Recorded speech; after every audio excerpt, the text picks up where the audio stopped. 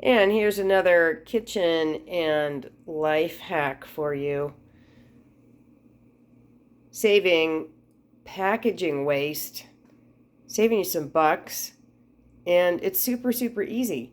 So I'm getting ready to make some gluten-free tortillas, and the recipe calls for tapioca flour. So what I've got here is tapioca pearls. I just bought in bulk and then have put them in my great canning jar with lid to keep in the pantry. And then I have my, not coffee grinder for coffee, but my everything but coffee grinder, which is for spices and things like this.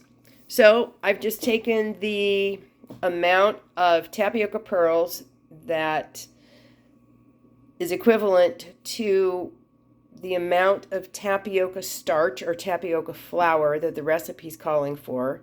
And in this case, it was a quarter cup. And I just put that quarter cup of tapioca pearls into the grinder, whizzed it up really well, and look at that.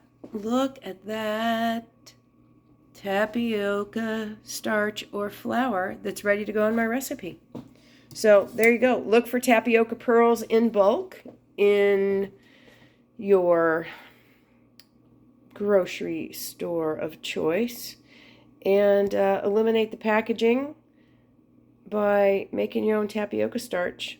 And then you have tapioca pearls on hand to make tapioca pudding too. There's your hack. Making your own tapioca starch, tapioca flour from tapioca pearls right from your pantry.